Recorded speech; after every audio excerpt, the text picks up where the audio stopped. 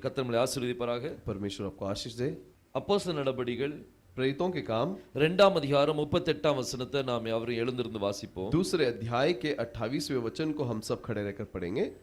பேதுரு அவர்களை நோக்கி, நீங்கள் மனம் திரும்பி ஒவ்வொருவரும் பாவ மன்னிப்புக்கென்று இயேசு கிறிஸ்துவின் நாமத்தினாலே ஞானஸ்நானம் பெற்றுக்கொள்ளுங்கள், அப்பொழுது பரிசுத்த ஆவியின் வரத்தை பெறுவீர்கள்.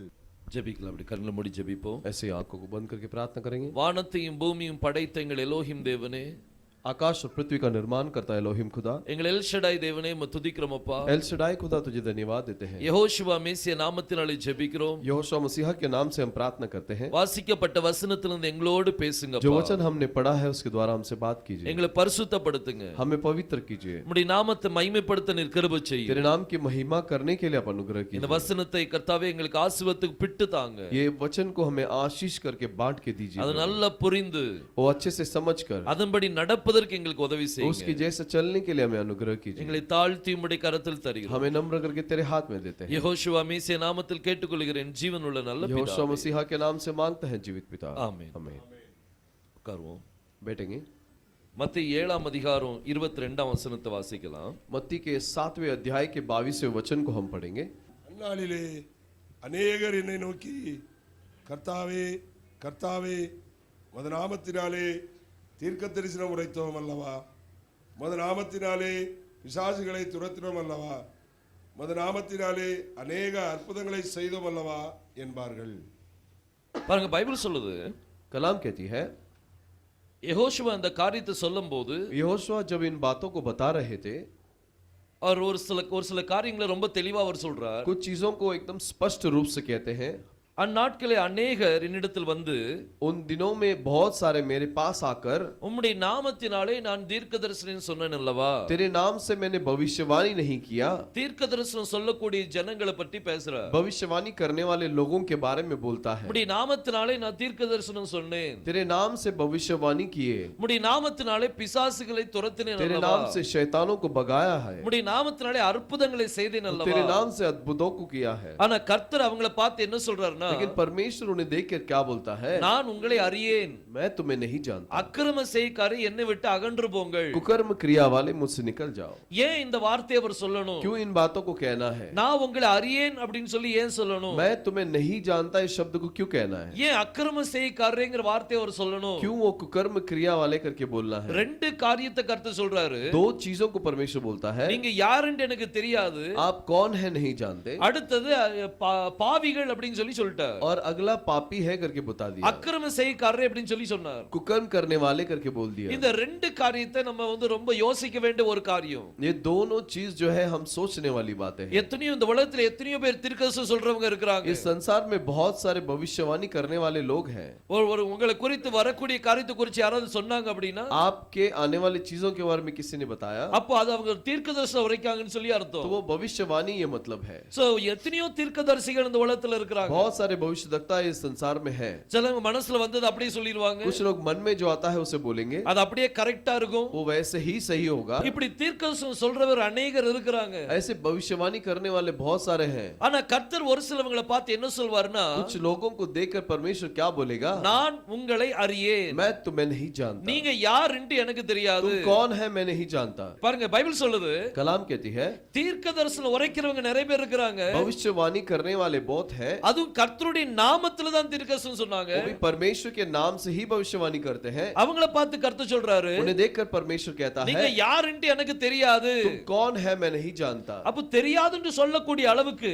तो नहीं जानता ऐसे बोलने के लिए, அப்ப அவங்க எப்படி தீர்க்கதரிசனம் சொன்னாங்க? तो उन्होंने कैसे भविष्यवाणी किए। அவங்க அபிஷேகத்தில் நிறைஞ்சதான தீர்க்கதரிசனம் சொல்லி तो இருக்கணும். अभिषेक से बढ़कर ही भविष्यवाणी किए அவங்க होंगे ना। கர்த்தர் சொல்லாம அவங்க சொல்லிருக்க மாட்டாங்களே. परमेश्वर बोले बगैर उन्होंने बोला नहीं ஆனா होगा। அப்படி இருந்தும் लेकिन वैसे रहने के बावजूद கர்த்தர் அவங்கள பார்த்து சொல்றாரு, परमेश्वर उन्हें देखकर कहता நீங்க है, யாருன்னு எனக்கு தெரியாது. तुम कौन है मैं नहीं जानता। அப்ப இது எப்படி நடக்குது இந்த காரியம்? तो ये चीज कैसे होता है। அப்ப தீர்க்கதரிசனம் சொல்லவங்களை நம்ப கூடாதா? तो भविष्यवाणी करने वालों को भरोसा नहीं करना है இந்த क्या? உலகத்துல எத்தனையோ தீர்க்கதரிசிகள் இருக்காங்க. इस संसार में बहुत सारे भविष्यवक्ता है, ஆனா கர்த்தர் அவங்கள பார்த்து சொல்றாரு, நீங்க யாருன்னு எனக்கு தெரியாது. लेकिन परमेश्वर उन्हें देख के कहता है कि तुम मैं नहीं जानता कि तुम அப்ப कौन हो। தீர்க்கதரிசனத்து மேல நம்மளுடைய கவனம் இருக்க तो கூடாது. भविष्यवाणी के ऊपर अपना ध्यान नहीं जाना जाना ஓ चाहिए। இந்த சகோதரர் அருமையா தீர்க்கதரிசனம் சொல்றாரு, ये भाई बढ़िया भविष्यवाणी करता है, அப்ப இவர் சொல்ற சத்தியம் கரெக்டா இருக்கும், तो इन्होंने जो बोला वो सही होगा, இப்படி நம்மளுடைய மனசுல தோணும். ऐसे हमारे मन में लगेगा। ஆனா கர்த்தர் இங்க சொல்றாரு, लेकिन परमेश्वर कहता है, நாட்களில் அநேகரிடத்தில் வந்து उन दिनों में बहुत सारे मेरे पास आकर நம்முடைய நாமத்தினாலே தீர்க்கதரிசனம் உரைத்தேனே मेरे नाम से भविष्यवाणी किए, அப்படின்னு சொல்லுவாங்க. ऐसे बोलेंगे। ஆனா நான் சொல்றேன், நீங்கள் நான் உங்களை அறியேன், लेकिन मैं बोलूंगा कि मैं तुम्हें नहीं जानता, அக்கிரம செய்காரே என்னை விட்டு நீங்கி போங்கள், कर्म करने वाले मुझसे निकल जाओ। இரவும் பகலும் கர்த்தருடைய சமூகத்தில் இருக்கக்கூடியவங்க, रात और दिन परमेश्वर के सम्मुख में रहने वाले, தீர்க்கதரிசிகள் கர்த்தருடைய சமூகத்தில் இருக்கக்கூடியவங்க, और भविष्यद्वक्ता परमेश्वर के सम्मुख में रहने वाले हैं। அவங்கள பற்றி ஒரு ஸ்டேட்மெண்ட், மோசமான ஒரு ஸ்டேட்மெண்ட் என்ன அப்படின்னா, उनके बारे में एक खराब वाक्य क्या है, நான் உங்களை அறியேன், मैं तुम्हें नहीं जानता, அக்கிரம செய்காரே என்னை விட்டு அகன்று போங்கள், कर्म करने वाले मुझसे हट जाओ। அவங்களுக்கே இந்த நிலைமைன்னா उनकी ये परिस्थिति है, तो அப்ப நம்மளுக்கு என்ன நிலைமை இருக்கும் சிந்திச்சு हमारा பாருங்க. क्या परिस्थिति होगा सोच நம்ம कर இது देखिए। என்ன கர்த்தர் எதை குறிப்பிடுறாரு? परमेश्वर किसे बताता है, நம்மளுடைய கவனம் வந்து தீர்க்க தரிசனத்து மேல இருக்க கூடாது. हमारा ध्यान भविष्यवाणी के ऊपर नहीं होना। ஒருத்தர் பெரிய பெரிய தீர்க்கதரிசனம் சொன்னாலும் एक बड़ा बड़ा भविष्यवाणी करे तो भी அவங்க தவறா வழி நடத்த முடியும், वो गलत मार्गदर्शन कर सकते हैं, அவங்க தவறான உபதேசங்களை பண்ண वो முடியும். गलत उपदेश दे सकते हैं। பாருங்க மத்தேயு 24 அதிகாரம் मत्ती का 24वां अध्याय, அதுல 24 வசனத்தை வாசிங்க. उसमें 24वें वचन को पढ़ेंगे। ஏனெனில் கள்ள கிறிஸ்துகளும் கள்ள தீர்க்கதரிசிகளும் எழும்பி கூடுமானால் தெரிந்து கொள்ளப்பட்டவர்களையும் வஞ்சிக்கத்தக்கதாக பெரிய அடையாளங்களையும் அற்புதங்களையும் செய்வார்கள். சோ இது யாரை பற்றி பேசுறாரு? ये किसके बारे में बोलता है? கள்ள கிறிஸ்துக்களும் கள்ள தீர்க்கதரிசிகளும். झूठे भविष्यद्वक्ता और झूठे मसीह। இந்த கள்ள தீர்க்கதரிசி என்ன செய்வாங்கன்னா, ये झूठे भविष्यद्वक्ता क्या करेंगे? தீர்க்கதரிசனம் உரைக்கிறாங்க, भविष्यवाणी करते हैं, அவங்க தீர்க்கதரிசனம் ரொம்ப அருமையா இருக்குது, उनकी भविष्यवाणी बहुत बढ़िया है। இப்படி தீர்க்கதரிசனம் சொல்லி ये वैसे भविष्यवाणी देकर கூடுமானா தெரிந்து கொள்ளப்பட்டவர்களையும் வஞ்சிப்பாங்களாம். और ऐसा होगा कि जो चुने हुए हैं उनको भी भरमाएंगे। தெரிந்து கொள்ளப்பட்டவர்களே வஞ்சிக்க கூடிய அளவுக்கு चुने हुओं को भरमाने जैसा அவங்களுடைய தீர்க்கதரிசனம் அவ்வளவு அழகா இருக்குது, उनकी भविष्यवाणी उतना अद्भुत रहता है, அவ்வளவு பெர்ஃபெக்ட்டா இருக்குது. ऐसा इतना सही होता है। இவங்க பொய் தீர்க்கதரிசி என்று சொல்ல முடியாத அளவுக்கு ये झूठे भविष्यद्वक्ता है करके नहीं बोल सकते, वैसे அவ்வளவு தெளிவா அவங்க இருக்கிறாங்க. इतना इतना इतना क्लियर रहते हैं। ஆனா பைபிள் சொல்லுது அவங்க கள்ள தீர்க்கதரிசி. लेकिन कलाम कहती है कि वो झूठे भविष्यद्वक्ता है। நம்மளுடைய மனசு தீர்க்கதரிசனத்து மேல இருக்க கூடாது. हमारा ध्यान भविष्यवाणी के ऊपर नहीं होना। ஒருத்தர் வந்து உங்களை பற்றி சொல்றாருன்னு வைங்க, एक व्यक्ति आपके बारे में आके बोलता है, तो பிரதர் உங்களுடைய வாழ்க்கையில இன்னென்ன காரியங்கள் நடந்துச்சு, भाई आपके जीवन में ये हुआ।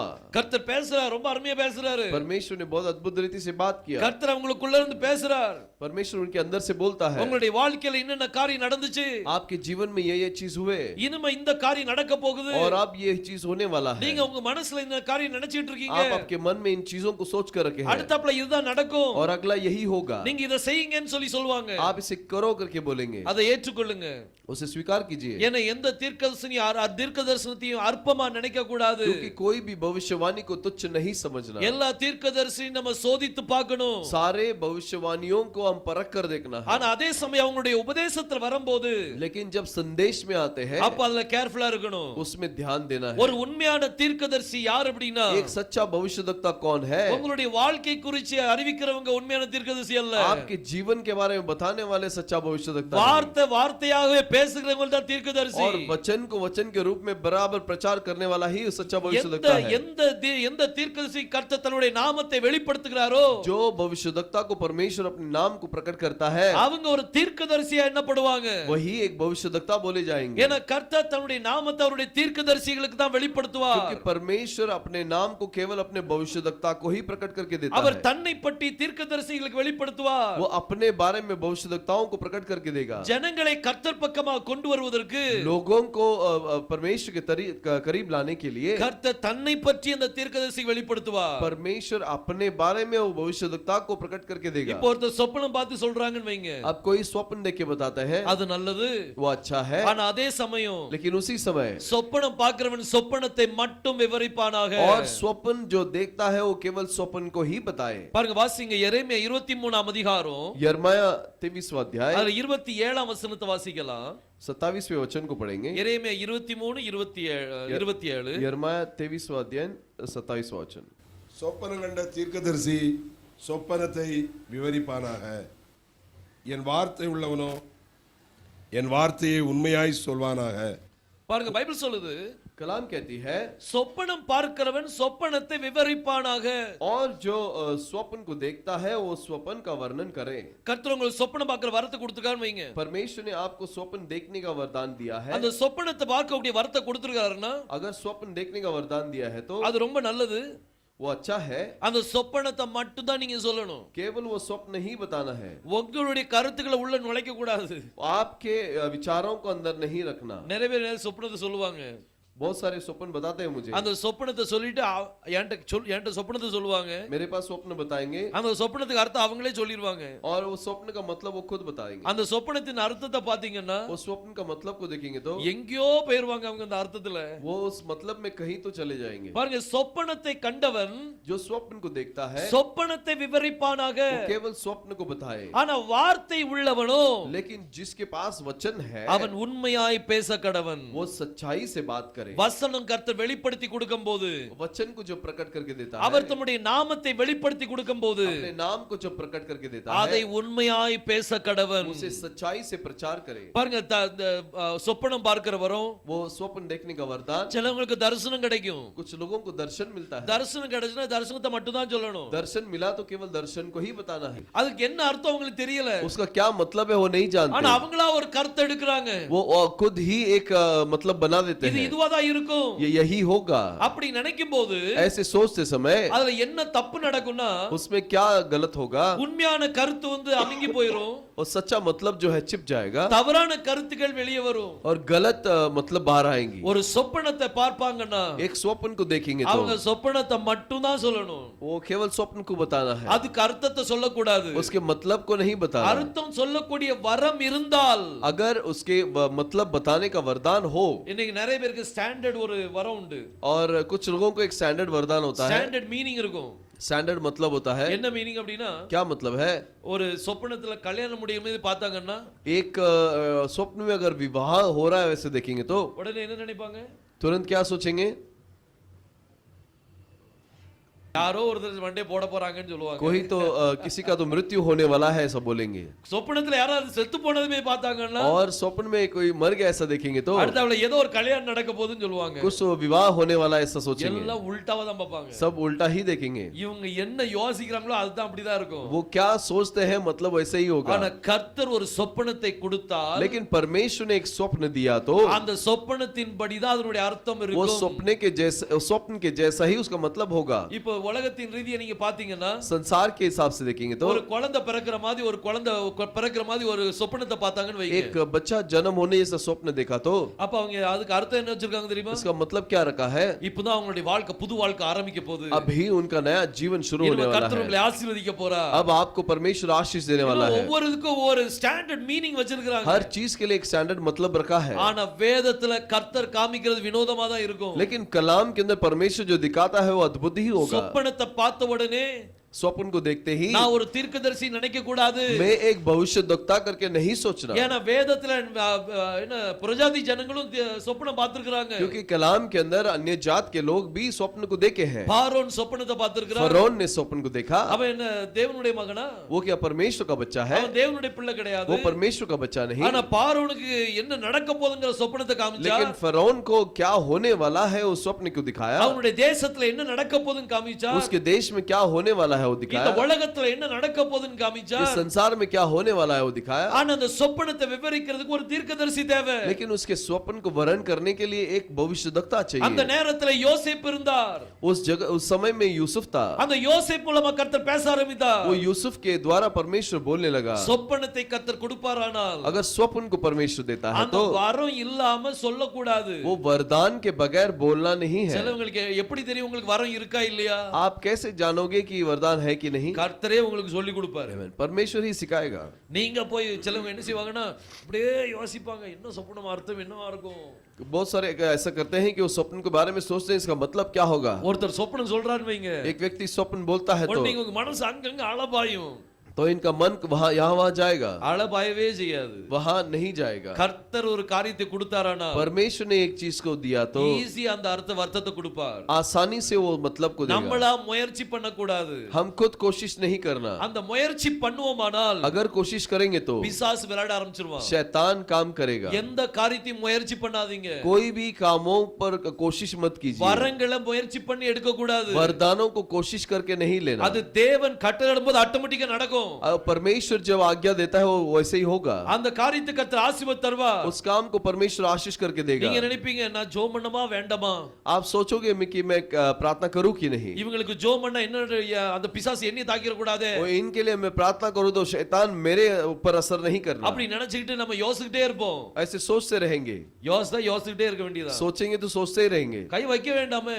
हाथ नहीं लगाएंगे। கர்த்தர் உங்களுக்கு அந்த வரத்தை கொடுத்திருந்தால் परमेश्वर ने यदि आपको वरदान दिया है, நீங்க ஜெபம் பண்ணா பிசாசு விழும். आप प्रार्थना करेंगे तो शैतान गिरेगा। நீங்க ஜெபம் பண்ணா பிசாசின் பிடியிலிருந்து விடுதலை கிடைக்கும். आप प्रार्थना करेंगे तो शैतान के बंधन से छुटकारा அது मिलेगी। கர்த்தர் கொடுக்கிற வரம். वो परमेश्वर का वरदान है। முயற்சி பண்ண வேண்டிய அவசியம் இல்ல. सारे कोशिशों को करने का जरूरत नहीं। ஒரு தீர்க்கதரிசனம் சொல்லணும். एक भविष्यवाणी करना है। கர்த்தாவே தீர்க்கதரிசனம் தாங்கன்னு கேட்க வேண்டியது இல்ல. हे प्रभु भविष्यवाणी वरदान को दो करके मत पूछना है। அந்த வரம் உங்களுக்குள்ள இருக்குமானால் यदि वो वरदान आपके अंदर है, அது ஆட்டோமேட்டிக்கா செயல்படும். वो अपने आप काम करेगा। ஒரு மயில் எடுத்துக்கிடுங்க.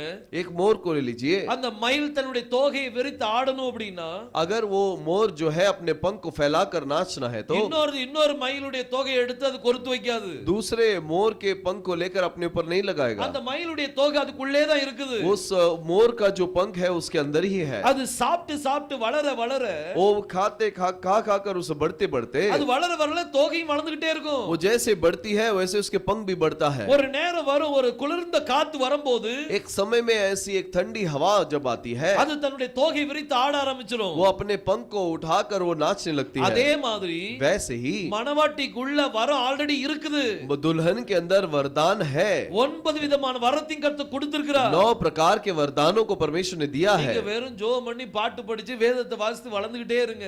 आप केवल प्रार्थना करके कलाम को पढ़ के गाना गाकर बढ़ते रहिए, அந்த தோகை வளர்ந்துகிட்டே இருக்கும். वो पंख बढ़ते रहे। அந்த 9 விதமான வரமும் வளர்ந்துகிட்டே वो இருக்கும். 9 प्रकार के वरदान बढ़ते रहेंगे। உங்களுக்கு தெரியவே தெரியாது. आप नहीं जान पाएंगे। ஆனா ஒரு நேரத்துல ஒரு குளிர்ந்த காத்து உங்க மேல வீசும்போது लेकिन एक समय में जब वो ठंडा हवा आपके ऊपर आएगा, அந்த 9 வரமும் செயல்பட वो ஆரம்பிச்சிடும். 9 प्रकार के वरदान भी काम करेंगे। அந்த மயில் தன்னுடைய தோகை விரிக்கிறது போல वो पंख मोर जैसे अपने पंख को फैलाती है, நீங்க உங்களுடைய வரங்களை கர்த்தர் உங்களுக்குள்ள இருந்து வெளியே கொண்டு வருவார். और आपके अंदर के वरदानों को परमेश्वर बाहर लाएगा। அதுக்காக நீங்க பிரயாசப்பட வேண்டிய அவசியம் இல்ல. उसके लिए कोशिश करने का जरूरत नहीं। மணவாட்டிக்குள்ள ஆட்டோமேட்டிக்கா நடக்கும். दुल्हन के अंदर अपने आप से होगा। ஆனா இங்க வேதம் சொல்லுது, लेकिन यहाँ पर कलाम कहती है, நாட்களில் अनेகரிடத்தில் சொல்லுவாங்க, उन दिनों में बहुत सारे मेरे पास बोलेंगे, நம்முடைய நாமத்தினாலே தீர்க்கதரிசனம் உரைத்தேனே, तेरे नाम से मैंने भविष्यवाणी किए। ஆனா கர்த்தர் சொல்ற நான் உங்களுக்கு நீங்க யாருன்னு எனக்கு தெரியாது. लेकिन परमेश्वर कहेगा कि मैं तुम्हें नहीं जानता। அக்கிரம செய்யக்காரரே, कुकर्म करने वाले, என்னை விட்டு நீங்கி போங்க. मुझसे हट जाओ। அப்போ என்ன காரியம் நடந்திருக்கும் இவங்க? तो ऐसा क्या हुआ होगा? ஏன் இவங்க ஜெபம் பண்ணி இருக்க மாட்டாங்களா? क्या इन्होंने प्रार्थना नहीं किया है? ஜெபம் பண்ணாமலே தீர்க்கதரிசனம் வருது. बिना प्रार्थना का भविष्यवाणी आती है क्या? கர்த்தருடைய சமூகத்துல இல்லாமலே தீர்க்கதரிசனம் வருது. परमेश्वर के सम्मुख में रहे बगैर वो भविष्यवाणी आती है। இவ்வளவு கர்த்தருடைய சமூகத்துல இருந்தும், इतना परमेश्वर के सम्मुख में होने के बावजूद, இவ்வளவு கர்த்தருடைய அபிஷேகத்தை பெற்று परमेश्वर के सामर्थ्य को पाने के बावजूद, கர்த்தர் அவங்கள சொல்றாரு நீங்க யாருன்னு எனக்கு தெரியாது. परमेश्वर कहता है कि तुम कौन हो मैं नहीं जानता। என்ன காரியமா இருக்கும்? ऐसा क्या बात है? அவங்களுடைய பாவம் மன்னிக்கப்படல. उनके पाप क्षमा नहीं हुए। ஏன் அவங்க பாவ மன்னிப்பு கேட்டிருக்க மாட்டாங்களா? क्या वो पाप का क्षमा मांगे नहीं होंगे? கர்த்தாவே என்னுடைய பாவத்தை மன்னிங்கன்னு சொல்லி கேட்டிருக்க है மாட்டாங்களா? प्रभु मेरे पापों को क्षमा कीजिए करके मांगा नहीं होगा? கேட்டிருப்பாங்களே. जरूर मांगा होगा। ஆனா அவங்க கர்த்தருடைய நாமத்தை தரித்துக் கொள்ளவில்லை. लेकिन वो परमेश्वर के नाम को नहीं पहने हैं। அவங்க கர்த்தருடைய நாமத்தை அவங்க தாவீது சொல்றாரு, दाऊद कहता है, உம்முடைய நாமத்தின் நிமித்தம் என்னை அக்கிரமத்தெல்லாம் மன்னியுப்பா. तेरे नाम के वजह से मेरे सारे कुकर्म को क्षमा कर। அப்ப இவங்க கர்த்தருடைய நாமத்தினால இவங்க என்ன செய்யல? तो परमेश्वर के नाम से उन्होंने क्या नहीं பாவ किया? மன்னிப்பை பெற்றுக்கொள்ள पाप की क्षमा को नहीं पाया है। பாவ மன்னிப்பு பெறாம தீர்க்கதரிசனம் வரம் செய்யும். और पाप के क्षमा के बिना भी परमेश्वर का भविष्यवाणी का वरदान काम करेगा। தீர்க்கதரிசனம் வரும், நீங்க நீங்க பாவ மன்னிப்பை பெறாமலே உங்களுக்குள்ள கிரியை செய்யும். पाप की क्षमा पाए बगैर वो वरदान आपके अंदर काम करेगा. பாவ மன்னிப்பு பெறாமலே உங்களுக்குள்ள பிசாசு ஓரட்டக்கூடிய வரம் இருக்கும். और पाप के क्षमा के बगैर शैतानों को भगाने का वरदान होगा. அந்நாட்களிலே अनेक உம்முடைய நாமத்தினாலே பிசாசுகளை துரத்தினேனே. और उन दिनों में बहुत सारे कहेंगे कि तेरे नाम से हमने शैतानों को भगाया. பிசாசுகளையும் துரத்துவாங்க. वो शैतानों को भगाएंगे. அப்ப பிசாசு துரத்தின உடனே तो शैतान भगाने की वजह से இப்போ ஒரு சில சபைகளை பார்த்தீங்கன்னா அதுதான் நடக்கும். और कुछ कलीसिया में देखेंगे तो वहां पर वही होता है. வசனம் அதிகமா இருக்காது. वचन ज्यादा नहीं होता. வெறும் எதுதான் வாட்டிட்டு இருப்பாங்க. केवल क्या होता है, வர பிசாசெல்லாம் வரட்டிட்டு இருப்பாங்க. शैतानों को भगाते रहेंगे. அப்போ உடனே அவங்க சொல்ற உபதேசம் கரெக்ட் நினைப்பீங்க. तुरंत ऐसा नहीं सोच सकते कि उनका संदेश सही है. அவங்களுடைய உபதேசம் சரியா இல்லாமலும் இருக்கும். उनका संदेश गलत भी हो सकता है. வசனம் தான் முக்கியம். वचन ही महत्व है. வார்த்தை தான் முக்கியம். वचन ही महत्व है. ஆதியிலே வார்த்தை இருந்தது. आदि में वचन था. அந்த வார்த்தை தேவனிடத்தில் இருந்தது. परमेश्वर के साथ था. அந்த வார்த்தை தேவனாய் இருந்தது. और वो वचन परमेश्वर था. அந்த வார்த்தை நமக்குள்ள அவர் மாம்சமாகி और वो वचन देहधारी होकर நமக்குள்ளே அவர் வாசம் பண்ணினா. वो मनुष्यों के बीच में वास किया. யெகோஷுவா இந்த உலகத்துல இருக்கும்போது यहोशुआ इस संसार में रहते அவர் समय எப்படி வார்த்தையாய் இருந்தாரோ वो जिस प्रकार वचन के रूप में அதே था, போல நம்மளும் வாर्तिया மாறணும். वैसे ही हम भी वचन में बदलना है. வார்த்தையா மாறுதுன்னா எப்படி? वचन में बदलना है मतलब कैसा? வார்த்தையா மாறுதுன்னா எப்படி? वचन में बदलना मतलब कैसा? வார்த்தையின்படி நடக்கணும். वचन के अनुसार चलना. வார்த்தையின்படி நடக்கிறது தான் வார்த்தையா மாறுறது. वचन के अनुसार चलना ही वचन बनना है. நீங்க வார்த்தையா மாறணும்னா अगर वचन बनना है நீங்க அந்த வார்த்தையின்படி நீங்க நடக்கணும். वो वचन के अनुसार चलेंगे. வேதத்துல இப்ப சில நேரம் எப்படி ஆகும்னா कुछ समय में क्या होगा, சிலவங்க வசனத்தை வாசிப்பாங்க. कुछ वचन पढ़ेंगे, வாசிட்டு पढ़कर அவங்க வேற மாதிரி புரிஞ்சிருப்பாங்க. वो अलग तरीके से समझे होंगे. அந்த வசனத்தை வேற மாதிரி புரிஞ்சிருப்பாங்க. वो वचन को अलग तरीके से समझे होंगे. அப்ப அவங்க தேவனுடைய சித்தத்தை தப்பா தான் அவங்க நிறைவேற்றுவாங்க. तो वो परमेश्वर की इच्छा को गलत ही इस्तेमाल करेंगे. தேவனுடைய வார்த்தையை புரிந்து கொண்டு परमेश्वर के वचन को समझकर அதுக்கு பிறகு அதுக்கு கீழ்ப்படியும். उसके बाद उसको पालन करना ஒரு है. வார்த்தை புரியாமலே இருந்தோம்னா अगर एक वचन आपने आपको समझा ही नहीं அப்ப எப்படி கர்த்தருடைய வார்த்தை நிறைவேற்ற முடியும்? तो कैसे परमेश्वर के वचन को पूरा कर सकते हैं? அப்படி நம்ம புரியவே வார்த்தை புரியலன்னு வைங்க, वचन नहीं समझा தப்பு தான் நம்ம நிறைவேற்றிட்டு இருப்போம். तो गलत गलत हम करते रहेंगे. நான் ஸ்வீட்டை பார்த்து என்ன சொல்வேன்? मैं भाई स्वेटर को देखकर क्या कहूंगा? Brother, நீங்க சரியில்லை.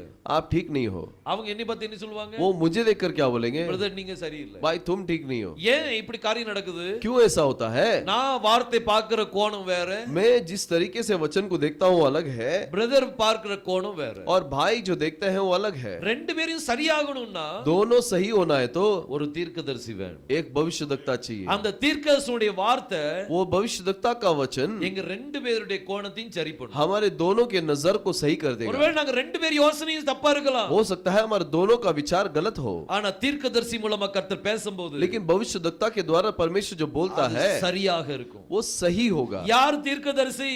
कौन है भविष्यवक्ता? கர்த்தருடைய வார்த்தை உடையவன் தீர்க்கதரிசி. परमेश्वर के शब्द को जो लेता है वो भविष्यवक्ता है. சொப்பனம் பார்க்கிறவங்களும் தீர்க்கதரிசி தான். स्वप्न देखने वाले भी भविष्यवक्ता है. தரிசனத்தை பார்க்கிறவங்களும் தீர்க்கதரிசி தான். दर्शन को देखने वाले भी भविष्यवक्ता है. வரக்கூடிய காரியங்களை முன்னறிவிக்கிறதும் தீர்க்கதரிசி और தான். आने वाली बातों के बारे में बताना भी भविष्यवाणी है. ஆனா கர்த்தருடைய வார்த்தை உள்ளவன். लेकिन परमेश्वर के वचन का जो है, கர்த்தருடைய வார்த்தை என்னது? परमेश्वर का वचन क्या है?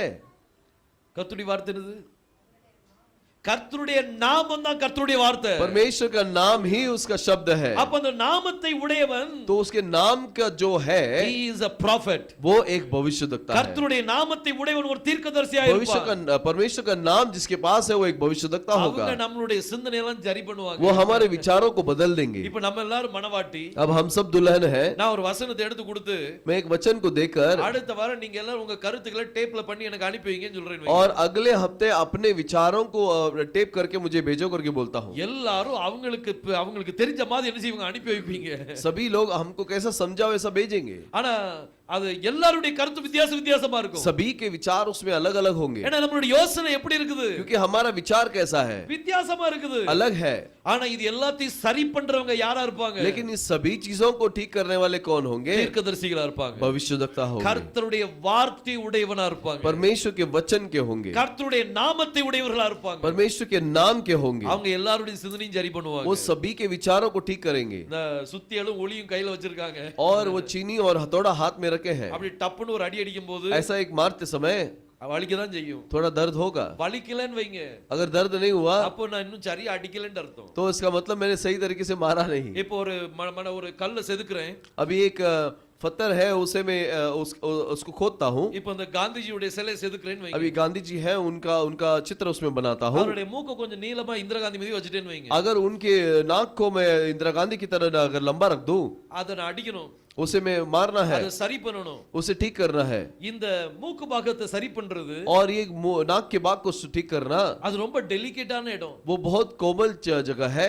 கொஞ்சம் வேகமா தட்டிட்டேன்னா थोड़ा सा मैंने जोर से मार दिया மூக்கே போயிரும். वो नाक चले जाएगा கரெக்ட் தானே? सही है ना நான் இந்த இடத்துல அப்படி நீண்டிட்டு இருக்குது, ऐसे इस जगह पर ऊंचा है நான் இந்த இடத்துல வச்சு ஊளி வச்சு அடிக்கிறேன்னு வைங்க. और इस जगह पे मैं ऐसे चीनी से मारता हूँ கொஞ்சம் வேகத்தை அடிச்சேன்னா மூக்கே கலந்து விழுந்துரும். थोड़ा जोर से मारूंगा तो वो नाक निकल जाएगी அப்புறம் அந்த சிலை எல்லாத்தையும் எடுத்து போட்டு இன்னொரு சிலை செதுக்க வேண்டியது. फिर दो पत्थर को निकाल कर दूसरे पत्थर से बनाना होगा இவ்வளவு தூரம் எல்லாம் சரியா கொண்டு வந்து इतना यहाँ तक सब ठीक बनाकर அதுக்கப்புறம் இந்த மூக்கு பாகத்தை மட்டும் கொஞ்சம் அடிக்கிற மாதிரி அடிச்சு எல்லாத்தையும் வச்சிட்டேன்னா उसके बाद वो नाक को मारकर मैं सभी को समाप्त किया तो அப்புறம் திரும்ப நான் பிரயாசப்பட வேண்டியிருக்கும். दोबारा मुझे कोशिश करना திரும்ப होगा ஆரம்பத்துல இருந்து சிலையை செதுக்க வேண்டியிருக்கும். दोबारा शुरुआत से मुझे वो उस पत्थर को खोदना होगा ஆனா அதே சமயம் लेकिन उसी समय நான் முழு கல்லா இருக்குது, पूरा पत्थर है அத நான் செதுக்க போறேன். उसे मैं खोदने वाला हूँ டொக்கு டொக்குன்னு செதுக்க கூடாது. उसे ऐसे धीरे धीरे नहीं ठोकना அது டொக்கு டொக்குன்னு செதுக்கணும்னா ऐसे धीरे धीरे ठोकेंगे तो வருஷக்கணக்கு ஆயிரும் செதுக்கி वो முடிக்கிறதுக்கு. साल भर हो जाएगा उसे खोदने के அதை लिए சரி பண்றது கொஞ்சம் வேகமா தான் அடிச்சாகணும். उस समय में उसे ठीक करने के लिए जोर से मारना होता है செதுக்கப்படும் போது நம்மளை ஒப்பு கொடுக்கணும்.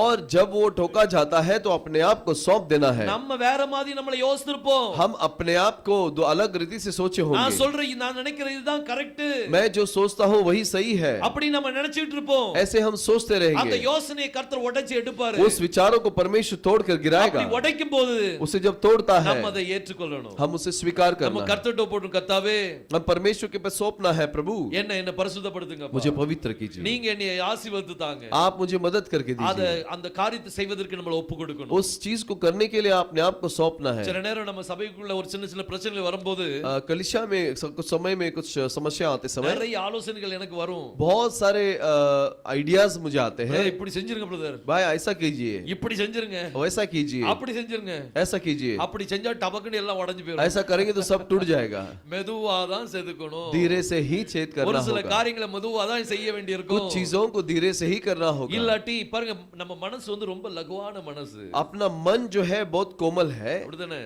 ऐसा ही है ना அப்படிதானே? ऐसे ही है ना இல்ல என் மனசு கல்லான மனசுன்னு சொல்ல வரீங்களா? मेरा मन कठोर है बोलते हैं क्या கல்லாலட்டி ரொம்ப லகுவான மனசா? कठोर है क्या कोमल है சிலவங்க சொல்லுவாங்க, कुछ लोग बोलेंगे பிரதர் யாராவது எனக்கு ஏதாவது சொல்லிட்டாங்க என் மனசு தாங்காது பிரதர். कोई कुछ कहे बोल देते हैं तो मेरा मन बर्दाश्त नहीं करता இவங்க எல்லாம் ரொம்ப டெலிகேட்டான ஜனங்கள். ये बहुत ही कोमल लोग हैं இவங்கள மெதுவா நீங்க வார்த்தை எடுத்து சொன்னீங்கன்னு வைங்க, धीरे से इनको वचन बताएंगे ना ஓ, இப்படியா பிரதர் எழுதி இருக்குது, तो ऐसा है क्या भाई நான் இப்படிலாம் நினைச்சேன், मैं ऐसा सोच रहा था நான் தப்பு தப்பாலாம் நினைச்சிட்டேன் मैं गलत गलत सोच रहा था அப்படின்னு சொல்லி தன்னை திருத்ததுக்கு முயற்சி பண்ணுவாங்க. ऐसे बोलकर अपने आप को सुधारेंगे ஆனா மனசு கல்லா இருக்கு பாருங்க, लेकिन जिसका मन कठोर है இவங்க மேல இப்படி சுத்தியல வச்சிட்டு உளிய வச்சுக்கிட்டு उनके ऊपर ऐसा चीनी रखकर சுத்தியல வச்சு ஓங்கி பட்டுன்னு ஒரு அடி அடிக்கணும். जोर से एक मार मारेंगे तो ஒரு அடி அடிக்கணும். ऐसा एक मार मारेंगे तो அப்ப அது சிறு சிறு சிறுன்னு அப்படி உடைஞ்சு விழும். ऐसे थोड़ा थोड़ा करके गिरेगा அப்படி टूटकर உடைஞ்சு விழும்போது ऐसे टूट के गिरते समय கொஞ்சம் உங்களுக்கு வேதனை இருக்கும். थोड़ा सा तकलीफ होगा ஆனா கொஞ்ச நாள் கழிச்சு சொல்லுவாங்க, लेकिन थोड़े दिन के बाद बोलेंगे அன்னைக்கு பிரதர் மட்டும் இந்த வார்த்தையை சொல்லலன்னா उस दिन वो भाई ने ये शब्द बोला नहीं நான் होगा तो இன்னைக்கு இந்த வார்த்தைக்குள்ள இருந்திருக்க மாட்டேன். मैं इस वचन के अंदर नहीं रहता சோ எப்படி அடிக்கணும் எப்படி செதுக்கணும்ங்கிறது இருக்குது. वो कैसे मारना है कैसे उसका वो खोदना है वो ऐसा है ஒரு செடி வளருது, एक पौधा ऐसे बढ़ता है இன்னைக்கு நீங்க நிறைய இந்த பொட்டானிக்கல் கார்டனுக்கு நீங்க போனீங்கன்னா आप बहुत सारे इस बगीचे में जाएंगे तो நிறைய அந்த சயின்டிபிக் கார்டனுக்குள்ள போனீங்கன்னா वो जो साइंटिफिक गार्डन है उधर जाएंगे तो அங்க நிறைய செடிகளை வந்து மிருகங்கள் மாதிரிலாம் பண்ணி வச்சிருப்பாங்க. और बहुत सारे पौधों को उन्होंने जानवर का रूप दिया होगा அது எப்படி செய்வாங்க தெரியுமா? वो कैसे करते हैं செடி வளரும் போதே வெட்ட மாட்டாங்க. वो जब पौधा बढ़ता है बढ़ के आता है तभी तभी नहीं काटेंगे। செடி வளரும் போதே வெட்டுவாங்களா? जब बढ़ के आता है तभी काटते हैं क्या? செடி வளரும் போது வெட்ட மாட்டாங்க. जब बढ़ के आता है तभी नहीं काटते। இந்த செடி வளர்ந்துட்டே இருக்கும். वो पौधा बढ़ते रहता है। அது பிறகு இந்த பாருங்க சொல்லுவாங்க மாலி கார்டனர் என்ன செய்வாங்க? वो गार्डनर क्या करता है? அவன் அப்படியே பாப்பான். वो ऐसे देखता है, பார்த்துட்டு அவன் மனசுல இருக்க ஃபிகர் அப்படியே அதுல கொண்டு வருவான். वो अपने मन में जो चीज है उसे ऐसे उसके ऊपर लाता है அப்புறம் கத்திரிக்கோல் வச்சு கச்சக் கச்சக்னு வெட்ட ஆரம்பிச்சிருவான். और उसका कैंची लेकर वो ऐसे काटने लगता है। கொஞ்சம் அந்த மரத்துக்கு கொஞ்சம் தக்லீஃப் இருக்கும். थोड़ा वो वृक्ष को थोड़ा सा तकलीफ होता है, ஆனா அவன் என்ன நினைக்கிறானோ लेकिन वो जो सोचता है அந்த ரூபம் கொண்டு வர்றதுக்கு उस रूप को लाने के लिए அந்த மரத்தை கொஞ்சம் வளர விடுவான். उस वृक्ष को थोड़ा बढ़ने देता அத है। வளர விட்ட பிறகு वो बढ़ने के बाद அப்புறம் கொஞ்சம் கொஞ்சமா வெட்டுவாரு. उसके बाद थोड़ा थोड़ा करके काटते हैं, அப்பதான் அந்த ரூபம் கிடைக்கும். तभी वो रोप मिलता है। இன்னும் ஒரு சில காரியங்கள் எப்படி தெரியுமா? और कुछ चीजें कैसा है, அந்த மரம் வளரும் போது वो वृक्ष बढ़ते समय எந்த இதுல வளரணுமோ जिस जगह पर बढ़ती है அந்த ஷேப்ல இந்த இரும்பு கம்பி இருக்குல்ல, और उस शेप में जो लोखंड का जो तार है, அந்த கம்பிகள்ல அவங்க அந்த ரூபத்தை பண்ணி उस लोखंड के तार में उसे रूप बनाकर அந்த செடி மத்தியில வச்சிருவாங்க. उस वृक्ष के बीच में रख देंगे। இது வளரும் போது और ये पौधा जब बढ़ता है அந்த செடி அதுக்கு ஏத்தபடி வளர ஆரம்பிச்சிரும். और वो पौधा जो है उसके हिसाब से बढ़ने लगता है। இன்னைக்கு நமக்குள்ள ஒரு கம்பி வைக்கப்பட்டிருக்குது. आज हमारे अंदर एक तार लगाया हुआ है, அந்த கம்பி வேற யாரும் கிடையாது. वो तार और कोई नहीं, யெகோஷுவா தான் நமக்கு அந்த கம்பி. यहोशुआ ही वो तार है। நம்ம எல்லாரும் வளரும் போது हम सब बढ़ते समय அதுக்கேத்தபடி நம்ம வளர்ந்துறணும். उसके हिसाब से हम बढ़ना है, அது கொஞ்சம் வளர்ந்த பிறகு और वो बढ़ने के बाद அப்புறம் எங்கெங்க நின்னுட்டு இருக்கோ அதை ஈஸியா வெட்டி எடுத்துருவாங்க. और फिर कहां पर ज्यादा है वहां पर ऐसे ही आसानी से काट देंगे। நீங்க தூரத்துல இருந்து பாத்தீங்கன்னா आप दूर से देखेंगे तो அந்த செடியை பாருங்க அந்த வாத்து மாதிரியே இருக்குன்னு சொல்லுவாங்க. देखिए उस पौधे को, देखिए वो बदक की तरह है, அந்த செடி யானை மாதிரியே இருக்குது. वो पौधा जो है हाथी की तरह है, இப்படி அதை செதுக்குவாங்க. ऐसे उसके छेद करेंगे। இன்னைக்கு நம்மளை கர்த்தர் செதுக்க விரும்புறார். आज परमेश्वर हमें खोदना चाहता है। எப்படி என்ன விதமா மாற்ற விரும்புறாருன்னா किस प्रकार वो बदलना चाहता है, அவரை போலவே நம்மள மாற்ற விரும்புறார். उसके जैसे ही हमें बदलना चाहता அவர் है। வார்த்தையா இருக்கிறாரு, वो वचन है, நம்மளும் வார்த்தையா மாறணும். हम भी वचन बनना है। அப்ப அந்த கத்திரிக்கோல் யார் கையில கொடுத்திருக்காரு? तो वो कैंची किसके हाथ में दिया है? அவர் தீர்க்கதரிசி கையில वो கொடுத்திருக்காரு. भविष्यवक्ता के हाथ में दिया है। கர்த்தர் அந்த தீர்க்கதரிசி மூலமா பேசும்போது परमेश्वर भविष्यवक्ता के द्वारा जब बोलता है, அந்த வார்த்தை ஒரு சிலவங்களை செதுக்கி கொண்டே இருக்கும். वो वचन कुछ लोगों को खोदता रहेगा। நம்ம அந்த வார்த்தையை அப்படி தடை பண்ணணும்னா अगर हम उस वचन को ऐसे रुकाएंगे तो அந்த வார்த்தை நம்மளை செதுக்காது. वो वचन हमें खोदेगा இது नहीं। எல்லாம் மனப்பூர்வமா நடக்கக்கூடிய ஒரு காரியம். ये सब पूरे मन से होने वाली बात है। பாருங்க இந்த தீர்க்கதரிசிகள் எப்படி செய்றாங்கன்னா, ये भविष्यवक्ता कैसे करते हैं? கர்த்தாவே உம்முடைய நாமத்தினாலே தீர்க்கதரிசனம் சொன்னேன். है प्रभु तेरे नाम से हमने भविष्यवाणी किए, ஆனா கர்த்தர் சொல்ற நான் நீங்க யாருன்னு எனக்கு தெரியாது. लेकिन परमेश्वर कहता है कि तुम कौन हो मैं नहीं जानता। என்ன காரணம்? क्या कारण है? அவங்களுடைய பாவம் மன்னிக்கப்படவில்லை. उसके पाप क्षमा नहीं हुए। அவங்களுடைய பாவம் மன்னிக்கப்படுறதுக்கு என்ன செய்யணும்? उसके पाप क्षमा होने के लिए क्या करना है? ஞானஸ்நானத்துக்குள்ள போகணும். बपतिस्मा के अंदर जाना है। ஞானஸ்நானம் எப்படி எடுப்பது? और बपतिस्मा कैसे लेना है? பாருங்க அப்போஸ்தலர் 2ஆம் அதிகாரம் 38ஆம் வசனத்தை வாசிங்க. प्रेरितों के काम दूसरे अध्याय के 38वें वचन को पढ़ेंगे। பேதுரு அவர்களை நோக்கி, நீங்கள் மனம் திரும்பி ஒவ்வொருவரும் பாவ மன்னிப்புக்கென்று இயேசு கிறிஸ்துவின் நாமத்தினாலே ஞானஸ்நானம் பெற்றுக்கொள்ளுங்கள், அப்பொழுது பரிசுத்த ஆவியின் வரத்தை பெறுவீர்கள். பாருங்க மூணு காரியம் பார்க்க போறோம். देखिए 3 चीज हम देखने वाले हैं। ஞானஸ்நானம் எடுக்கிறதுக்கு முன்னாடி எப்படி இருக்கணும்? बपतिस्मा लेने से पहले कैसा रहना है? எடுக்கும்போது என்ன நடக்குது? और लेते समय क्या होता है? எடுத்த பிறகு எப்படி இருக்கணும்? और लेने के बाद कैसा रहना है? இது ரொம்ப முக்கியமான ஒரு காரியம். महत्वपूर्ण बात है। எடுக்கிறதுக்கு முன்னாடி எப்படி இருக்கணுமா? और लेने से पहले क्या कैसा रहना है? நீங்கள் மனம் திரும்பி, हम मन फिरा कर, மனச திருப்பணும். मन को फिराना है। யார் பக்கம் திருப்பணும்? किसकी ओर फिराना है? யெகோஷுவா பக்கம் திருப்பணும். यहोशुआ की ओर फिराना है। நம்மளுடைய மனசை திருப்பி हमारे मन को फिराकर அடுத்தது பாவ மன்னிப்புக்கென்று பாவ மன்னிப்புக்கென்று पाप की क्षमा के लिए இயேசு கிறிஸ்துவின் நாமத்தினாலே இயேசு கிறிஸ்துவின் நாமத்தினாலே ஞானஸ்நானம் பெற்றுக்கொள்ளுங்கள். ஞானஸ்நானம் பாருங்க அடுத்தது என்ன சொல்றாருன்னா, अगला क्या बोलता है? நீங்க யெகோஷுவா மேசியாவின் நாமத்தில் ஞானஸ்நானம் பெறும்போது आप यहोशुआ मसीहा के नाम से जब बपतिस्मा लेते हो, உங்களுடைய பாவம் கழுவப்படுது. तुम्हारे पाप धुल जाते हैं। முதல் காரியம் நீங்க மனம் திரும்பணும். पहले आप मन फिराना है, இரண்டாவது காரியம் பாவ மன்னிப்புக்கென்று ஞானஸ்நானம் எடுக்கணும். और दूसरा पाप के क्षमा के लिए बपतिस्मा लेना है। அடுத்தாப்ல और अगला பரிசுத்தாவின் வரத்தை கர்த்தர் உங்களுக்கு கொடுக்கிறார். पवित्र आत्मा के वरदान को परमेश्वर देता है। பரிசுத்தாவின் வரத்தை கர்த்தர் கொடுக்கிறார். पवित्र आत्मा का वरदान को परमेश्वर देता है। அதுக்கு அடுத்தது என்னது? 42ஆம் வசனத்தை வாசிங்க. 42वें वचन को पढ़ेंगे। அவர்கள் ஆ. அப்போஸ்தலருடைய உபதேசத்திலும் அடுத்தது என்ன செய்யணுமா? और अगला क्या करना है? அப்போஸ்தலருடைய உபதேசத்துல தரிச்சிருக்கணும். प्रेरितों की शिक्षा में पाना है। நிறைய பேர் என்ன சொல்வாங்க தெரியுமா? बहुत सारे क्या बोलेंगे? அப்போஸ்தலருடைய உபதேசம் சொன்ன உடனே प्रेरितों का उपदेश बोलते ही சொல்லிட்டு बोलकर அவங்க எதை குறிப்பிடுவாங்கன்னா, वो किसे बताएंगे? இப்ப நான் இருக்கேன்னு வைங்க, अब मैं हूँ, நான் சொல்றேன் எல்லாரும் அப்போஸ்தலருடைய உபதேசத்துல தரித்திருங்க सभी लोग प्रेरितों के उपदेश में रहना है। அப்படி சொல்லிட்டு நான் ஏன் உபதேசத்தை கொடுத்துட்டு இருப்பேன்? ऐसे बोलकर मैं अपना संदेश को दूंगा। ஏன் உபதேசத்துல நீங்க இருக்கணும்? मेरे संदेश में रहना है। நான் சொல்ற மாதிரி தான் இருக்கணும். मैं बोलूंगा वैसे रहना है। நான் சொல்ற மாதிரி இல்ல, मैं बोलता हूँ वैसे नहीं। அப்போஸ்தலருடைய உபதேசத்துல இருக்க வேண்டும். प्रेरितों के संदेश में रहना है। அப்போஸ்தலருடைய உபதேசம் என்ன? प्रेरितों का संदेश क्या है? அந்த உபதேசத்துக்குள்ள நம்ம காணப்படணும். उस शिक्षा के अंदर हम अपने आप को So, रखना है। அப்போஸ்தலருடைய உபதேசத்துல இருக்கணும். उस प्रेरितों के शिक्षा में रहना है। அடுத்தது என்னது? अगला क्या है? அந்யோன்யத்திலும் அவங்க ஐக்கியத்துல இருக்கணும். और संगति में रहना है। அப்போஸ்தலருடைய ஐக்கியத்துல காணப்படணும். प्रेरितों के संगति में दिखाई देना எந்த चाहिए। இடத்துல அப்போஸ்தலருடைய உபதேசம் இருக்குதோ जिस जगह पे प्रेरितों का संदेश है அந்த இடத்துல நம்முடைய ஐக்கியம் காணப்படணும். वहीं पर अपना संगति होना So, चाहिए। ரெண்டாவது காரியம் ஐக்கியம் இருக்கணும். दूसरा जो है संगति होना चाहिए। சிலவங்க ஞானஸ்நானம் எடுத்த பிறகு அப்புறம் எங்க போனாங்கன்னே தெரியாது. कुछ लोग बपतिस्मा के बाद कहाँ जाते हैं मालूम नहीं पड़ता எங்க है। இருப்பா எங்க தேடி பிடிக்க வேண்டியிருக்கும் அவங்கள. उसने ढूंढ कर निकालना पड़ता है। ஏதாவது 10 வருஷம் கழிச்சு பிரதர் எங்க பிரதர் இருக்கீங்கன்னு கேட்க 10 வேண்டியிருக்கும். साल के बाद भाई कहाँ पर हो ऐसे पूछना पड़ता है। சிலவங்க ரொம்ப நாள் கழிச்சு ஞாபகம் வரும். कुछ लोगों को बहुत सारे समय के बाद याद होगा, அப்பதான் ஃபோன் பண்ணுவாங்க, तभी फोन करेंगे, பிரதர் கொஞ்சம் எமர்ஜென்சி பிரதர் கொஞ்சம் வீட்டுக்கு வந்து ஜெபம் பண்ண வரீங்களா? भाई थोड़ा इमरजेंसी है, घर आके प्रार्थना करेंगे क्या? இந்த எமர்ஜென்சி வராம இருக்கணும்னா ஐக்கியத்துல இருக்கணும். ये इमरजेंसी नहीं आना है तो संगति में रहना है। சோ முதலாவது அப்போஸ்தலருடைய உபதேசத்துல இருக்கணும். पहले प्रेरितों के संदेश में रहना है। அடுத்தது நம்ம அவங்க ஐக்கியத்துல காணப்படணும். और अगला उनके संगति में रहना है। மூணாவது என்னதான்? அப்பம் பிற்கிறதிலும் அப்பம் பிற்கிறதுல காணப்படணும். और रोटी तोड़ने में दिखाई देना है। ராபோஜனத்துல கண்டிப்பா நம்ம பங்கு பெறணும். प्रभु बोझ में जरूर हम भाग लेना है। ராபோஜனத்துல பங்கு பெறாவிட்டால் अगर प्रभु बोझ में हम भाग नहीं लेते हैं கர்த்தரிடத்தில் நமக்கு பங்கில்லை. तो परमेश्वर के पास हमारा कोई भाग नहीं। அவருடைய மரணத்தை நாம நினைவு கூறுவதில்லை.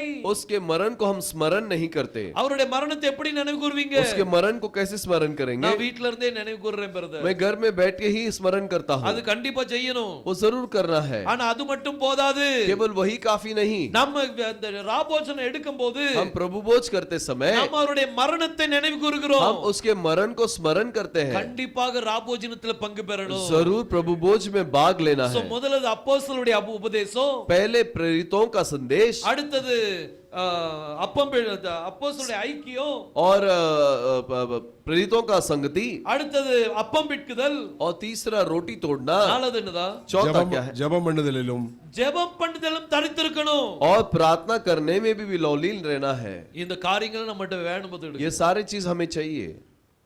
அஞ்சாவது காரியம், पांचवा जो है 40ஆம் வசனத்தை வாசிங்க. 40वें वचन को पढ़ेंगे।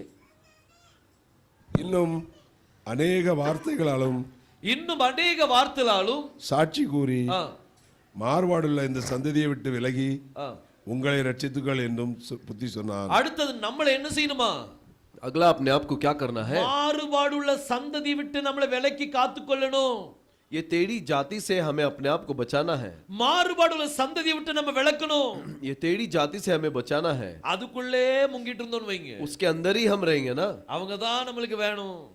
वही हमको चाहिए। அக்கிரம ஜனங்கள் தான் வேணும். कुकर्म करने वाले ही हमें चाहिए। அதே ஐக்கியத்துக்குள்ளே போயிட்டு இருந்தோம் அப்படின்னா वही संगति में जाते रहेंगे तो நம்ம அவங்கள போய் மாறிடுவோம். हम उनके जैसे ही रहेंगे। அக்கிரமக்காரருடைய சங்கத்தி நம்மளுக்கு வேண்டாம். कुकर्म करने वाले का संग हमें नहीं அந்த चाहिए। மாறுபாடுள்ள சந்ததி விட்டு நீங்க விலகணும். वो टेढ़ी लोगों के संगति से हम अलग होना है। இது ஐந்தாவது ये காரியம். पांचवी बात है। முதல் காரியம் அப்போஸ்தலருடைய உபதேசத்தில் இருக்கணும். पहले प्रेरितों के संदेश में रहना है। அப்போஸ்தலருடைய ஐக்கியத்தில் இருக்கணும். प्रेरितों के संगति में रहना है। அப்பம் பிட்குதல்ல காணப்படணும். रोटी तोड़ने में दिखाई देना है। ஜெபம் பண்ணுதல்ல தரித்திருக்கணும். प्रार्थना में स्थिर रहना है। மாறுபாடு உள்ள சந்ததி விட்டு விலகணும். टेढ़ी जाति से हम अलग होना है। பரிசுத்தாவின் வரத்தை பெறணும். पवित्र आत्मा के वरदान को पाना है। ஏழாவது और सातवां जो है கடைசி 47ஆம் வசனத்தை வாசிங்க. 47वें वचन को हम पढ़ेंगे। தேவனை துதித்து ஜனங்கள் எல்லாரிடத்திலும் தயவு பெற்றிருந்தார்கள். ரட்சிக்கப்படுகிறவர்களை கர்த்தர் அனுதினமும் சபையிலே சேர்த்து கொண்டு வந்தார். அடுத்தது தேவனை துதித்து, और अगला परमेश्वर की स्तुति करके, ஏழாவது காரியம் தேவனை துதிக்கணும். और सातवां जो है परमेश्वर की स्तुति करना है। தேவனை துதிக்கும் போது, परमेश्वर की स्तुति जब करते हैं, தேவனை துதிச்சு இந்த ஏழு காரியங்கள் நம்மளுடைய வாழ்க்கையில ये இருக்குமானால் 7 चीज हमारे जीवन में होगा तो அவங்க தான் ரட்சிக்கப்பட்ட ஜனங்கள். वही उद्धार पाए हुए लोग हैं। நம்ம பாவ மன்னிப்பு பெற்றுட்டோம். हम पाप की क्षमा पा लिए। அடுத்தது என்னது? अगला क्या है? மாறுபாடு உள்ள சந்ததி விட்டு பிற விலகணும். वो उस टेढ़ी जाति से अलग होना है। மூணாவது காரியம் அப்போஸ்தலருடைய உபதேசத்துல और தரித்திருக்கணும். तीसरा प्रेरितों के संदेश में स्थिर रहना है। சிலங்க வழி விலகி போயிருவாங்க. कुछ लोग भटक जाते हैं, நம்ம தரிச்சிருக்கணும். हम उसमें स्थिर रहना है। முடிவு பரியந்தம் நிலைத்து நிற்கிறவனே ரட்சிக்கப்படுவான். और आखिर तक जो स्थिर रहता है वही उद्धार पाएगा। அது அப்போஸ்தலருடைய ஐக்கியம் நம்மட்ட तो காணப்படணும். प्रेरितों का संगति दिखाई देना है। ஐந்தாவது அப்பம் பிட்குதல் இருக்கணும். और पांचवा रोटी तोड़ना होना है। ஆறாவது ஜெபத்துல தரித்திருக்கணும். और छठवां प्रार्थना में स्थिर रहना है। ஏழாவது தேவனை துதித்துக் கொண்டிருக்கணும். सातवां परमेश्वर की स्तुति करना है। இப்படி செய்றவங்க ரட்சிக்கப்பட்டவங்க. ऐसे करने वाले उद्धार पाएगा। ஞானசை எடுத்த உடனே ரட்சிப்பு வந்துட்டு நினைக்காதீங்க. बपतिस्मा लेने से उद्धार आ गया करके मत सोच। பாருங்க இன்னைக்கு நம்மளுடைய வாழ்க்கை எப்படி சிந்திச்சு பாருங்க. हमारा जीवन कैसा है सोच के देखिए। நம்மளுடைய குடும்பம் எப்படி இருக்குது? हमारा परिवार कैसा है? தகப்பன் எடுக்கிற முடிவு ரொம்ப முக்கியமான முடிவு. पिता जो निर्णय लेता है वो बहुत महत्वपूर्ण இந்த है। ஏழு காரியம் இருக்குமானால் ये 7 चीज अगर होगा நம்ம என்னைக்கு அசைக்கப்பட மாட்டோம். हम कभी भी नहीं हिलेंगे। கர்த்தருக்குள்ள நம்ம உறுதியா தரித்திருப்போம். परमेश्वर के अंदर हम स्थिर रहेंगे। சோ முதலாவது பாவ மன்னிப்பு எடுத்தாச்சு. पहले पाप की क्षमा, யெகோஷுவாவின் நாமத்துல பாவ மன்னிப்பு பெற்றாச்சு. यहोशुआ के नाम से पाप की क्षमा को पा लिए। அடுத்தது மாறுபாடு உள்ள சந்ததி விட்டு விலகணும். टेढ़ी जाति से अलग होना है। அடுத்தது அப்போஸ்தலருடைய உபதேசத்தை தரித்திருக்கணும். और प्रेरितों के शिक्षण में स्थिर रहना है। அடுத்தது அப்போஸ்தலருடைய ஐக்கியத்துல இருக்கணும். और प्रेरितों के संगति में रहना है। அடுத்தது அப்பம் பிட்குதல் காணப்படணும். और रोटी तोड़ना दिखाई देना है। அடுத்தது ஜெபத்துல தரித்திருக்கணும். प्रार्थना में स्थिर रहना है। அடுத்தது தேவனை துதிக்கணும். और स्तुति करना है। இந்த ஏழு காரியத்துல கரெக்ட்டா இருப்போமா? ये 7 चीजों में अगर हम सही रहेंगे அவங்க தான் ரட்சிக்கப்பட்டவங்க. वही उद्धार पाए हुए हैं। இல்லனா ராபோஜனலாம் தேவையில்ல. नहीं प्रभोज नहीं चाहिए, எனக்கு டைமே இல்ல. मुझे समय नहीं है। கர்த்தர் சொல்றார் நான் உன்னை அறியேன். परमेश्वर कहेगा कि मैं तुझे नहीं எனக்கு जानता। உனக்கு கொடுக்க டைம் இல்லன்னா, अगर तू मुझे देने के लिए तेरे पास समय नहीं है, எனக்கும் டைம் இல்ல உனக்கு உனக்கு கொடுக்க அப்படி சொல்லிடுவார். मेरे पास भी तुझे देने के लिए समय नहीं है। கர்த்தருடைய காரியத்துக்கு டைமை எடுக்கணும். परमेश्वर के काम के लिए समय को निकालना है। நம்ம எவ்வளவு நம்மளுடைய பாருங்க நம்ம இந்த ஒரு ஜான் வயித்துக்காக ये जो एक हाथ के जो पेट के लिए, இந்த இந்த ஒரு ஜான் வயித்துக்காக நம்ம எவ்வளவு உழைக்கிறோம். इस पेट के लिए हम बहुत मेहनत करते हैं। அதாவது ஹிந்தில சொன்னா பாப்பி பேட்னு சொல்லுவாங்க. हिंदी में पापी पेट करके बोलते हैं। இந்த இந்த வயித்துக்காக நம்ம எவ்வளவு உழைக்கிறோம். इस पेट के लिए हम बहुत मेहनत करते हैं। கொஞ்ச நேரம் உழைச்சா போதாதா? थोड़ा मेहनत करेंगे तो काफी नहीं क्या? அந்த கொஞ்ச நேரம் உழைப்புல நமக்கு சாப்பாடு கிடைச்சிரும். वो थोड़े मेहनत में हमें खाना मिल जाएगा। ஆனா இன்னொரு வயிறு இருக்குது. लेकिन और एक पेट है, மனசுங்கிற வயிறு. मन। அந்த மனசுங்கிற வயிறுக்கு அந்த பசி எடுத்ததுன்னு வைங்க, अगर वो मन को भूख लग गया ना, அது எவ்வளவு சாப்பிட்டாலும் அது என்ன செய்ய தீரவே மாட்டேங்குது. और कितना भी खाएगा तो उसको तृप्त नहीं होगा। முதல்ல ஒரு சின்ன வண்டி வாங்குவாங்க, पहले एक छोटा गाड़ी लेंगे, பத்தாது இன்னொரு பெரிய வண்டி வாங்குவாங்க, फिर एक बड़ा गाड़ी लेंगे, அப்புறம் இல்லது பத்தாது இன்னும் பெரிய வண்டியும் வாங்குவாங்க, वो काफी नहीं होगा और बड़ा गाड़ी ஒரு लेंगे, வீடு வாங்குவாங்க, फिर एक घर लेंगे, அடுத்தபடி இன்னொரு வீடு வாங்குவாங்க, और एक घर लेंगे, இன்னொரு பெரிய வீடு फिर வாங்குவாங்க, और एक बड़ा घर लेंगे। எப்போ வாங்கிட்டே இருக்குன்னு நினைப்பாங்க। ऐसा लेते ही रहना करके सोचेंगे। ஒரு சேலை வாங்குவாங்க, एक साड़ी लेंगे, ரெண்டு சேலை வாங்குவாங்க, 2 साड़ी लेंगे, இன்னும் 10 சேலை வாங்குவாங்க, 10 साड़ी लेंगे, வாங்கிக்கிட்டே தான் இருப்பாங்க। ऐसे लेते ही रहेंगे। மனசு என்ன செய்யாது? मन में क्या नहीं होगा? நிறையவே இருக்காது। भरपूरी नहीं होगा। நிறையதா? மனசு நிறையதா? मन भरता है क्या? நான் இங்கதான் கேக்குறேன்। இங்க மட்டும் இல்ல, எல்லாத்துக்கும் தான்। केवल वहां उस तरफ नहीं, यहाँ सभी के लिए। நம்ம எல்லாத்து மனசு மட்டும் என்னன்னா, मन में क्या है? சரி 10,000 ரூபாய் சம்பாதிச்சா போதும், அப்படி கிடையாது। 10,000 कमाएंगे तो काफी, ऐसा नहीं। இன்னும் வேணும், இன்னும் வேணும், இன்னும் வேணும்। और चाहिए, और चाहिए। அவர் கண்டிப்பா தருவார், கர்த்தர் தருவார்। परमेश्वर जरूर देगा। ஆனா நம்ம கர்த்தருக்காக நேரத்தை ஒதுக்குறோமா? लेकिन हम परमेश्वर के लिए समय देते हैं क्या? நம்ம இந்த மனசுனுடைய தாகத்தை தீர்க்கிறதுக்கு, इस मन के प्यास को बुझाने के लिए, இந்த மனசுனுடைய இந்த பசியை தீர்க்கிறதுக்கு, इस मन के भूख को मिटाने के लिए நம்ம எவ்வளவோ உழைக்கிறோம், हम बहुत मेहनत करते हैं, அதுக்கு நேரத்தை கொடுக்கிறோம்। उसको समय देते हैं। கர்த்தருக்காக கொஞ்சம் நேரத்தை கொடுப்போம்। परमेश्वर के लिए थोड़ा समय देंगे, கர்த்தர் நிச்சயமா நம்மளை ஆசீர்வாதம் தருவார்। परमेश्वर जरूर हमें आशीष करके देगा। அவருடைய காரியத்துல நம்ம இருப்போமானா, उसके काम में अगर हम भाग होंगे அவர் तो நம்மளை உயர்த்தி தருவார்। वो हमें ऊंचा उठा के देगा। சோ ஞானசை எடுக்கிறதுக்கு முன்னாடி என்ன செய்யணும்? बपतिस्मा लेने से पहले क्या करना है? மனசை யோசுவா பக்கமா திருப்பணும். मन को यहोशुआ की ओर फिराना है। ஞானஸ்நானம் எதுக்கு எடுக்கிறோம்?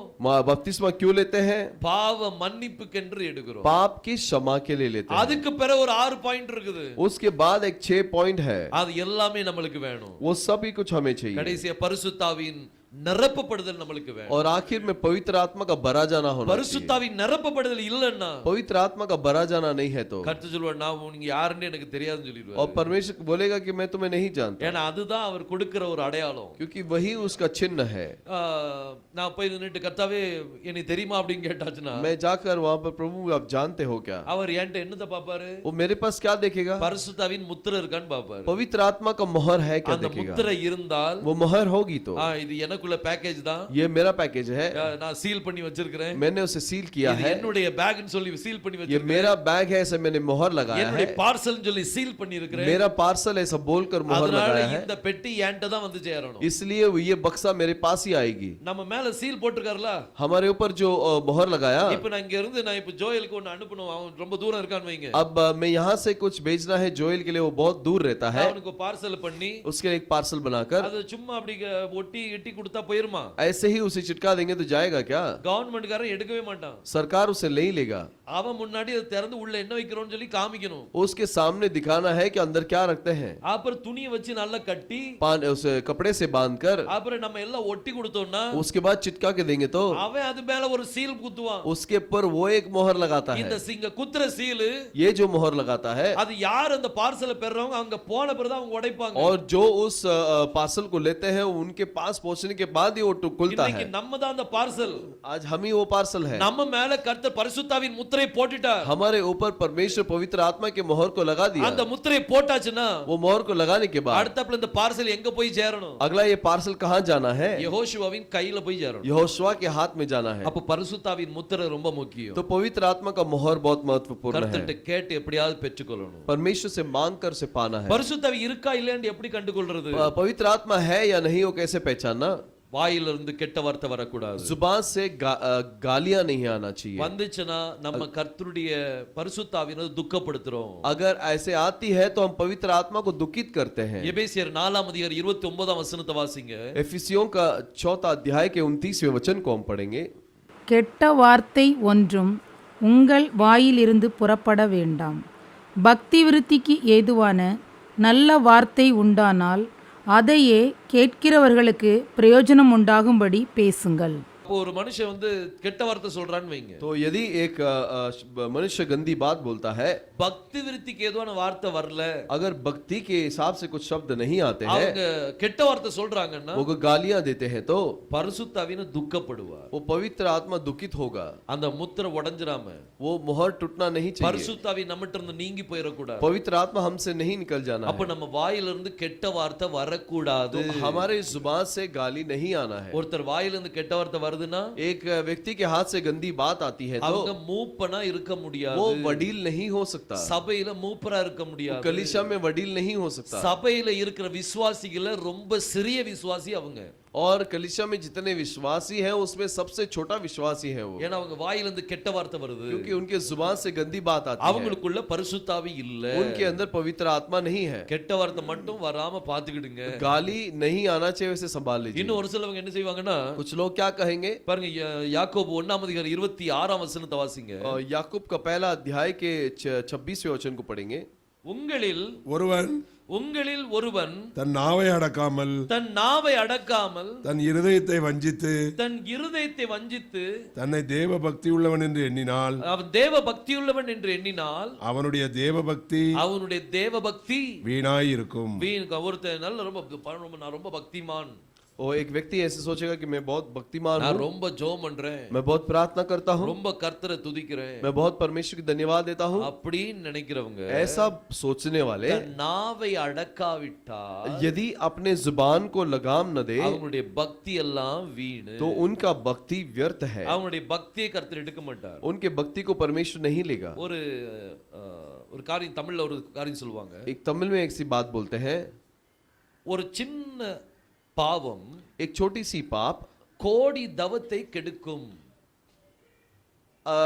करोड़ों के भक्ति जीवन को नष्ट कर देगा।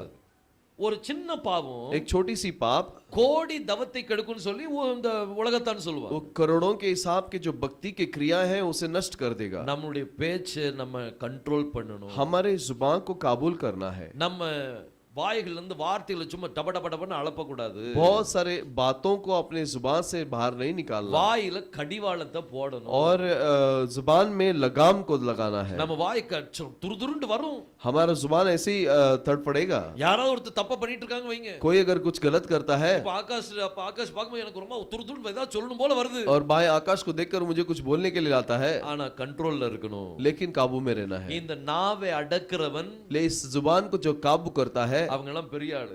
वो सब बड़े लोग हैं। ஒரு மனுஷன் நாவை அடக்க தெரிஞ்சிட்டுன்னு வைங்க, एक व्यक्ति अगर जुबान को काबू करने के लिए जानता he is है, a great man. वो बड़ा व्यक्ति है। அவங்கள கண்டிப்பா கர்த்தர் ஆசீர்வதிப்பார். परमेश्वर ने जरूर आशीष देगा। நம்ம நாவை அடக்க கற்றுக்கொள்ளணும். उन जुबान को काबू करने के लिए कोशिश சிலவங்க करना है। சொல்லுவாங்க, कुछ लोग कहेंगे, நான் எதுவுமே மனசுல வைக்க மாட்டேன் பிரதர், मैं कुछ भी मन में नहीं रखता, நான் எதனாலும் ஓபனா சொல்லிடுவேன். जो भी है मैं अपने प्रकट कर देता हूँ। அவங்க என்ன சொல்லுவாங்க, நான் ரொம்ப ஓபன் மைண்டட், वो बोलेंगे कि मैं बहुत खुला मन का हूँ, அதனால நான் எதையுமே மறைக்க மாட்டேன். इसलिए मैं कुछ छिपाता नहीं। அப்படி இல்ல, நாவை அடக்க கற்றுக்கொள்ளணும். ऐसा नहीं, हम जुबान को संभालना இன்னைக்கு चाहिए। நான் ஆகாஷ பார்க்கும்போது ஒருவேளை அவங்க தப்பா தெரியலாம். आज मैं आकाश को देखते समय वो गलत दिखता होगा। நைட்டே அவங்க என்ன கர்த்தர்ட்ட ஜெபம் பண்ணி, वो रात में ही वो परमेश्वर से प्रार्थना करके அவங்க கர்த்தருடைய சமூகத்துல சரியாயிட்டாங்க வைங்க, वो परमेश्वर के समूह में अगर ठीक हो गया, அவங்க சரியானது எனக்கு தெரியாது. वो ठीक हो गया वो मैं नहीं जानता। நான் கிறிஸ்டி ஆகாஷ் இப்படி பண்ணிட்டு இருக்கான், मैं अगर बहन कृषि से बोलूंगा कि कृषि आकाश ऐसा कर रहा கேவல் है, பிரதர் இப்படி இவங்க இந்த ஆகாஷ் இப்படி எல்லாம் பண்ணிட்டு இருக்கான், गाय गैब्रिएल आकाश ऐसा कर रहा है, இப்படி எல்லாத்தையும் நான் சொல்லிட்டு இருந்தேன் வைங்க. ऐसा मैं सभी के पास बोलता रहा। இப்போ குற்றவாளி யாரு? तो गुनहगार कौन है? ஆகாஷா நானா? आकाश है क्या मैं हूँ? ஆகாஷ் தான் மனம் திரும்பிட்டானே, आकाश तो मन फिरा लिया। இப்போ குற்றவாளியில நானா வந்துட்டேன்। अब गुनहगार के इसमें मैं आ गया। ஒருவன் பக்தி உள்ளவன் எண்ணினால், एक व्यक्ति अगर भक्ति है भक्तिमान करके सोचते हैं, முதல்ல அவங்க நாவை அடக்க வேண்டும். सबसे पहले अपने जुबान को काबू में இது रखना ரொம்ப है। முக்கியமானது. ये बहुत महत्वपूर्ण है। யாக்கோபின் புத்தகத்தை நல்லா வாசிங்க. याकूब की किताब को अच्छी से पढ़िए। யாக்கோபின் புத்தகத்தை நல்லா வாசிங்க. याकूब की किताब को पढ़िए। அதுல எப்படி நம்ம நடக்கணும்ங்கறது, நடைமுறை எப்படி இருக்குன்னு சொல்லி கொடுத்து, कैसे हम चलना है हमारे जीवन में वो दिया गया है। சோ நம்ம இது முக்கியமான ஒரு காரியம் என்ன அப்படினா, ये महत्वपूर्ण बात और क्या है? ஞானஸ்நானம் எடுக்கிறதுக்கு முன்னாடி எப்படி இருக்கணும்? बपतिस्मा लेने से पहले कैसा रहना है? எடுக்கும் போது என்ன நடக்குது? और बपतिस्मा लेने के बाद क्या होता है? எடுத்த பிறகு எப்படி இருக்கணும்? और लेने के बाद कैसा रहना है? இந்த காரியங்கள் நம்ம மனசுல வச்சு, इन चीजों को अपने मन में रखे। ஞானஸ்நானம் எடுக்காதவங்க நீ ஞானஸ்நானத்துக்கு ஒப்பு கொடுங்க। बपतिस्मा जो नहीं लिए हैं वो बपतिस्मा के लिए सौंप दीजिए। நம்ம கர்த்தருக்குள்ள இன்னும் சீக்கிரமா மடமடன்னு வளரணும்। हम परमेश्वर के अंदर और बढ़ना है। நம்ம பின்னாலே நிக்க கூடாது। हम पीछे नहीं ठहरना। எல்லாரும் சிவந்த சமுத்திரத்தை தாண்டி போயிட்டு இருப்பாங்க, सभी लाल समुद्र को पार करेंगे। நம்ம இன்னும் சிவந்த சமுத்திரத்தை தாண்டாம நின்னுட்டு இருந்தோம்னு வைங்க, अभी तक हम लाल समुद्र को पार किए बगैर रुकते रहेंगे तो சிவந்த சமுத்திரம் என்னைக்கு மூடும் தெரியாது। वो कब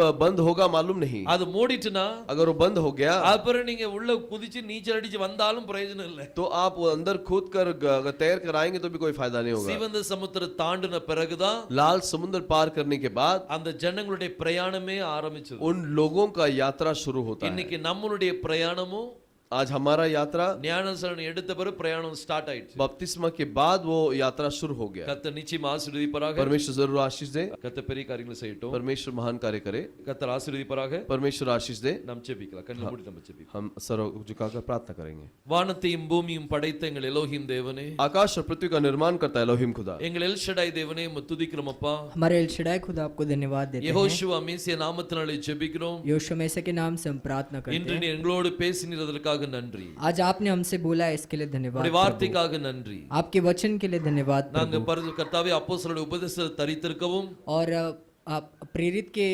संगति में हम स्थिर रहने के लिए, அப்போஸ்தலருடைய உபதேச ஐக்கியத்துல தரித்திருக்கவும், और प्रेरित के संगति में वहां पर स्थिर रहने के लिए, அப்பம் பிட்கிறதுல தரித்திருக்கவும், और रोटी तोड़ने में स्थिर रहना है, ஜெபத்துல தரித்திருக்கவும், प्रार्थना में स्थिर रहने के लिए, மாறுபாடு உள்ள சந்ததி விட்டு நாங்கள் பிரிந்திருக்கவும், और तेरी जांच से हम उससे दूर रहने के உம்மை लिए, எப்பொழுதும் துதிக்கவும், और हमेशा तेरी स्तुति करने இங்க के இருக்கிற लिए। ஒவ்வொருத்தருக்கும் நீங்க உதவி செய்யுங்க। यहाँ पे हर एक को आप वैसे आशीष कीजिए, ஆசீர்வதிங்கப்பா। आप आशीष कीजिए। தாழ்த்தி உம்முடைய கரத்தில் தருகிறோம்। नम्र करके आपके हाथ में देते हैं। யெகோஷுவா மேசியா நாமத்தில் கேட்டுக்கொள்கிறேன் ஜீவனுள்ள நல்ல பிதாவே, यहोशू मैसिया के नाम से मांगते हैं, जीवित पिता, ஆமென்। आमीन।